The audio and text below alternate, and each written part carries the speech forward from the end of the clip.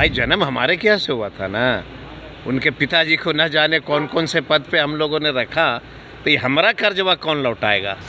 और निश्चित तौर पे जो किसानों को ओलावृष्टि में नुकसान हुआ है उसकी भरपाई हम लोग करेंगे। हमारा एक इतिहास रहा है, हम समाजवादी लोग हैं, हम गरीबों पे भरोसा रखते हैं। नमस्कार, मेरा नाम उत्कर्ष है। आप लाइव सीरीज देख रहे हैं। बीजेपी के नए प्रदेश अध्यक्ष सम्राट चौधरी बने हैं, जिसके बाद लगातार विपक्ष जो है वो उन पर तंज कस रही है। और ऐसे में कृषि मंत्री बिहार के कुमार सरबजीत भी कह रहे हैं पहले वो राजद का कर्ज तो अदा कर दें, उनको और उनके पिता को कितना पद जो है वो राजद की तरफ से दिया गया है, पहले राजद का कर्ज अदा कर दें। तमाम मुद्दे को लेकर क्या कुछ कह रहे हैं बिहार सरकार के मंत्री कुमार सरबजीत, पूरा बयान सुने आप।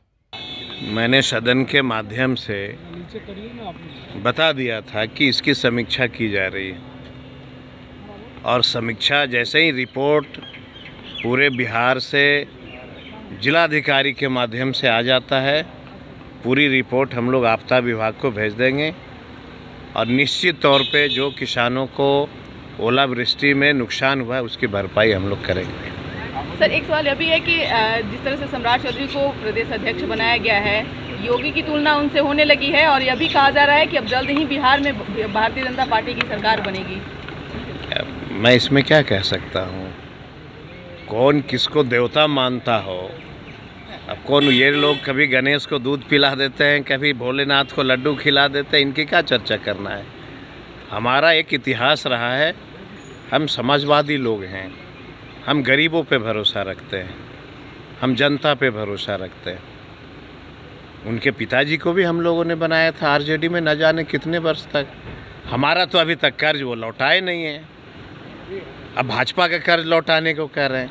भाई जन्म हमारे क्या से हुआ था ना, उनके पिताजी को न जाने कौन कौन से पद पे हम लोगों ने रखा, तो ये हमारा कर्जवा कौन लौटाएगा। तो मुझे लगता है कि उनकी इच्छा है कि हम लोगों ने जो उनके पूर्वजों को किया है, उनके परिवारों को किया है, वो निश्चित बिहार की जनता जानती है। तो पहले हम तो यही कहेंगे, सम्राट हमारे मित्र हैं, हम तो कहेंगे कि पहले जो पिताजी को हम लोगों ने किया उसकी कर्ज पहले लौटा दो, उसके बाद जो है वहाँ पे लौटाते रहना। विपक्ष जो है सवाल उठा रहा है, चौथे कृषि रोड मैप को क्या सवाल उठा रहा है। चौथा रोड मैप जो है शुरू होगा और तीसरा जो है उसमें भी कई भ्रष्टाचार के मामले आए हैं सामने। देखिए, मैं एक चीज़ आप लोगों को बता देना चाहता हूँ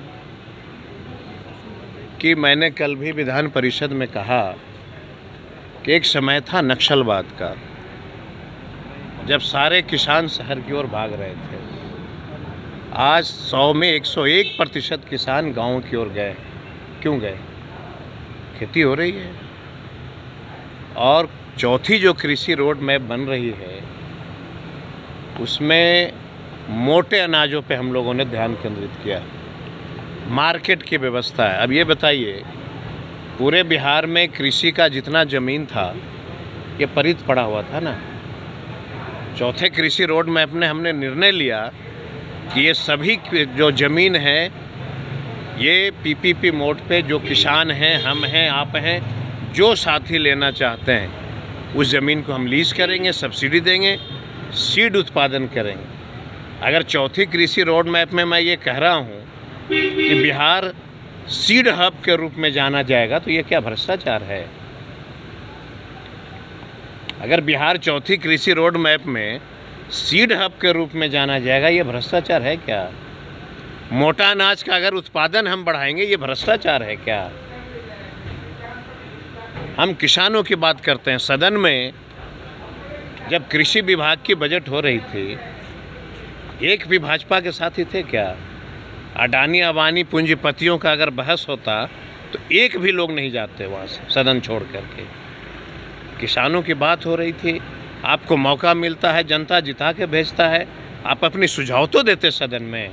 सुझाव देना चाहिए ना कि हम किसानों के लिए क्या कर सकते हैं। सुझाव दीजिएगा नहीं और बात सिर्फ बड़ा बड़ा करिएगा। हम लोग काम करने चले हैं, हम लोग काम पे भरोसा रखते हैं और हम काम करेंगे।